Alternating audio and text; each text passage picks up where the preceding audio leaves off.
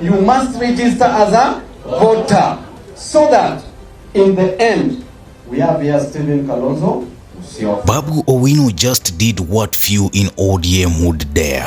He openly endorsed Kalonzo Musyoka for president in 2027, defying Raila Odinga's quiet alignment with William Ruto. The venue?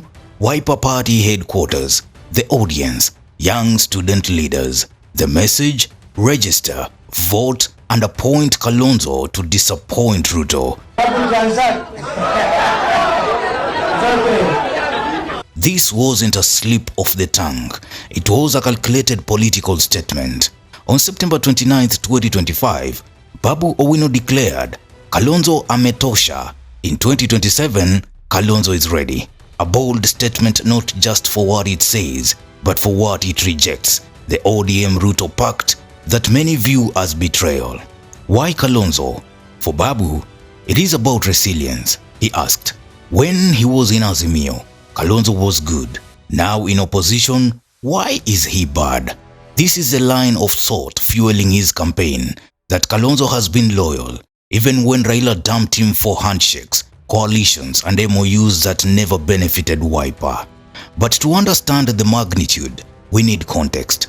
ODM is technically in bed with Ruto's UDA. Thanks to the March 2025 Memorandum of Understanding, Raila calls it temporary, but ODM governors like Gladys Wanga and James Orengo are working closely with government, while leaders like Tom Ojienda already predict ODM will back Ruto in 2027. That leaves Wiper and now Babu on the other side.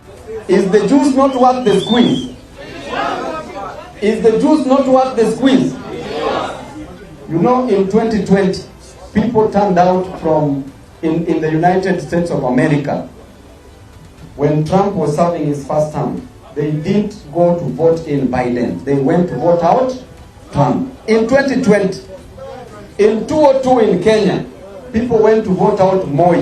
They did not go to vote in Kibaki. In 2027, Kalonzo ametosha datosha. Kama alikuwa Azimio, Kalonzo alikuwa mzuri. Saizi kama Kalonzo ako opposition, sasa Kalonzo ni mbaya. Kalonzo amekosa nini so far? Amekosa nini so far? Ati tukisema pia Kalonzo tosha, ati Babu ni mbaya. Mbaya what? Comrades, will you accept this? This is not Babu's first Kalonzo moment. February 27th, 2025, he told the rally Kalonzo must be respected, contrasting him with Ruto's unpredictability. Kalonzo Musyoka atupeleke Kanaan. Sao sivyo.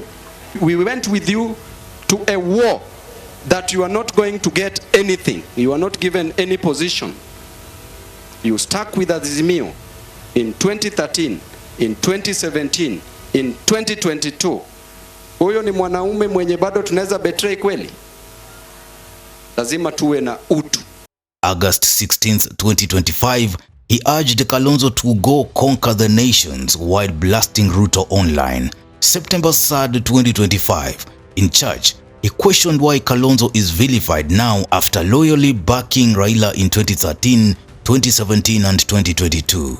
September 29th, 2025, the full endorsement. Every comrade who is in Nairobi, every comrade who is looking at us, you must register as a voter. You must register as a voter so that in the end we have here Stephen Kalonzo Musyoka. And Kalonzo's record? Painful loyalty. In 2013, 2017 and 2022, he backed Raila, sacrificing his own shot at State House. In return, Raila pivoted to handshakes, side deals, and even a failed AU job bid, leaving Kalonzo sidelined. For some, that is betrayal. For Babu, it is proof that Kalonzo deserves his own chance. Remember, the watermelon label? Kalonzo was mocked as unreliable. Today, the tag has flipped. Rigathi Gachagua called Raila the real watermelon for dining with Ruto after years of opposition. Political irony rarely gets this sharp. Huyu Raila alikuwa anasema ati Kalonzo ni watermelon. Mimi nimeangalia, Kalonzo has been steadfast kwa msimamo. Raila amemchenga na kumsaliti for 15 years. Hajamwacha hata siku moja. amemfanyia interview, amemwaibisha, hakumwacha. Kalonzo amekuwa na msimamo from day one.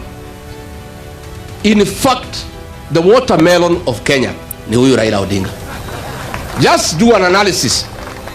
Alisimama na Moi 1997, akashindwa, akaenda kwa Moi, kweli? Akashindwa na Kibaki 2007, akashikana na Kibaki. Akashindwa na Uhuru, akaenda kwa Uhuru.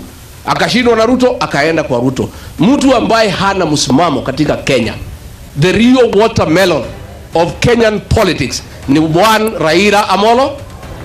So hiyo tagu ulikuwa umewekelea Kalonzo, tumekubadika, wewe ndio watermelon. So why does Babu's endorsement matter?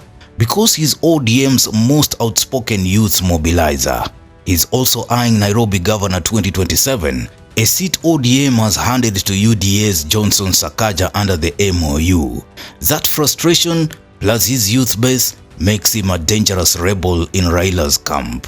Meanwhile, Kalonzo is firm in opposition. He has rejected Ruto's advances, embraced defectors and positioned Wiper as the anti-Ruto party.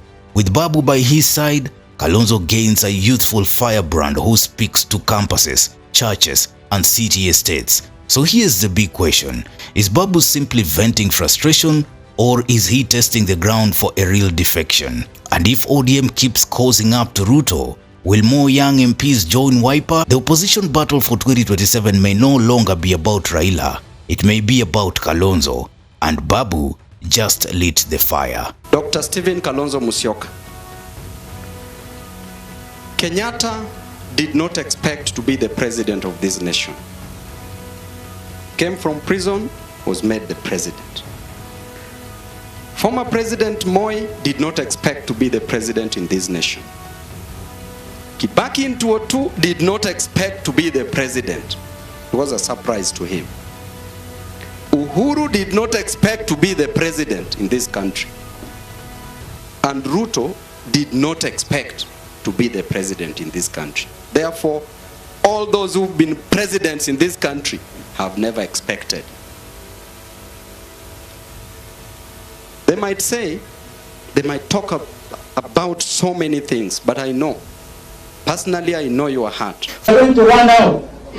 Wote tunakaribisheni.